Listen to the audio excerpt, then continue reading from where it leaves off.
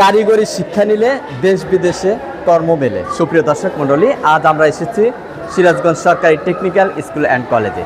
এখানেই দেখতে পাচ্ছেন এখানকার শিক্ষার্থীরা তারা বিভিন্ন কার্যক্রম চালিয়ে যাচ্ছে। এইখান থেকে তারা প্রশিক্ষণ নিচ্ছে, দেশে বিদেশে তাদের কর্ম মিলবে কিন্তু তাদের এই কার্যক্রমের মাধ্যমে। সুপ্রিয় দর্শক মণ্ডলী, অক্সিজেনের ফেরিওয়ালা ফেসবুক পেজে আজকে ধারাবাহিকভাবে কয়েকটি প্রামাণ্য চিত্র তুলে ধরব সিরাজগঞ্জের টেকনিক্যাল স্কুল অ্যান্ড কলেজের সর্বশেষ পরিস্থিতি রয়েছে সে বিষয়ে। আসসালামু আলাইকুম, আমি শ্রীকৃষ্ণ সরকার, এই প্রতিষ্ঠানের একজন জুনিয়র ইনস্ট্রাক্টর হিসেবে কর্মরত আছি।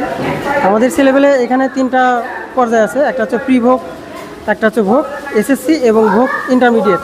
তো প্রি ভোগে হচ্ছে ক্লাস 6 থেকে 8 পর্যন্ত থাকে, আর ভোগ এসএসসি 9 থেকে 10 পর্যন্ত, এবং ভোগ এইচএসসি একাদশ এবং দ্বাদশ শ্রেণী। তো এই যে এসএসসি ভোগ, এদের মধ্যে আছে হচ্ছে আমাদের 4টা ট্রেড আছে, ইলেকট্রিক্যাল, ইলেকট্রনিক্স, ফার্ম মেশিনারিজ এবং ওয়েল্ডিং। তো আমরা এখন আছি ওয়েল্ডিং ট্রেডে। আমি ওয়েল্ডিং ট্রেডের একজন ট্রেনার, জুনিয়র ইনস্ট্রাক্টর হিসেবে আছি। আমাদের এখানে এবার একটা সুখবর হচ্ছে ইন্টারমিডিয়েট ভর্তি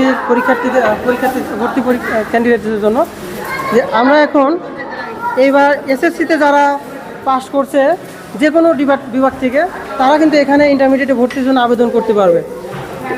এইবার যারা জেনারেল থেকে স্টুডেন্ট আছে তাদের এক সুবর্ণ সুযোগ। তো আমি বলবো যে সারা দেশের জেনারেল শিক্ষায় যারা শিক্ষিত হচ্ছে, জেনারেল থেকে এসএসসি পাস করছে, তারা এই সুযোগটা লুফে নেওয়ার জন্য।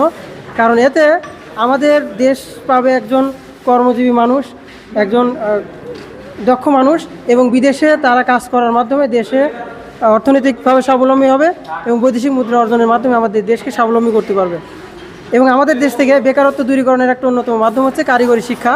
সেই জন্য আমি বলবো যে আমাদের টেকনিক্যাল প্রতিষ্ঠানে আসতে, সাধারণ শিক্ষা যারা শিক্ষিত হচ্ছে তাদেরকে এখানে বিভিন্নভাবে ইনক্লুড করতে এবং এনগেজমেন্ট বাড়ানোর মাধ্যমে আমাদের টেকনিক্যাল শিক্ষাটা সর্বত্র প্রচার করে ছড়িয়ে দেওয়ার মাধ্যমে আমাদের দেশ এগিয়ে যাবে, এই প্রত্যাশা রাখি।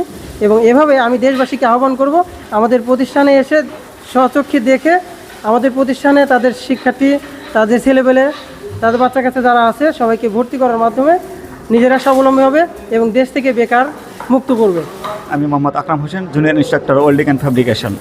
আপনারা জানেন যে আমাদের দেশে দুই ধরনের শিক্ষা পদ্ধতি পরিচালিত আছে, একটি হলো কারিগরি শিক্ষা ব্যবস্থা, একটি হলো সাধারণ শিক্ষা ব্যবস্থা। কিন্তু আমাদের দেশ একটা গরিব দেশ, এই গরিব দেশে শুধুমাত্র সাধারণ শিক্ষার উপর সবাই বিশেষজ্ঞ হলে চলবে না, আমাদেরকে হাতে কলমে কিছু শিক্ষা অর্জন করে আমাদেরকে সেটাকে কাজে লাগাতে হবে। এবং বর্তমান সরকার এই বিষয়টাতে খুব বেশি গুরুত্ব আরোপ করেছে এবং কারিগরি শিক্ষার প্রতি খুব বেশি গুরুত্ব আরোপ করেছে, এবং সেই মোতাবেক সরকার এখানে আমাদের যথেষ্ট জনবল দিয়েছে এবং আমাদেরকে ভবন থেকে শুরু করে বিভিন্ন প্র্যাকটিক্যাল করার যত সকল ইকুইপমেন্ট আছে সবগুলো ইকুইপমেন্ট সরকার আমাদেরকে যথেষ্ট পরিমাণে ব্যবস্থা করছে। কিন্তু সাথে সাথে আমাদেরকে ছাত্র ভর্তির ব্যাপারে সবাইকে এগিয়ে আসতে হবে।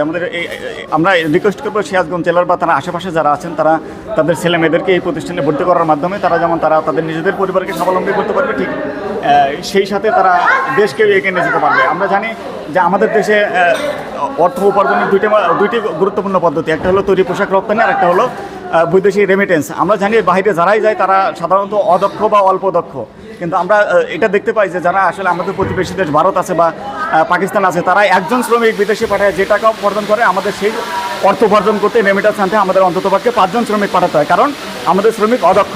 তাই আমাদের সরকার এগিয়ে আসছে, আমরাও যদি এগিয়ে আসি আমাদের এই প্রতিষ্ঠানগুলোতে দক্ষ জনশক্তি তৈরি করি এবং তাদেরকে যদি আমরা বিদেশে রপ্তানি করতে পারি, তাহলে অল্প জনশক্তি রপ্তানি করে আমরা বিশ্বে বৈদেশিক মুদ্রা অর্জন করতে সক্ষম হব। এই জন্য আমাদের সবাইকে এগিয়ে আসতে হবে। ধন্যবাদ।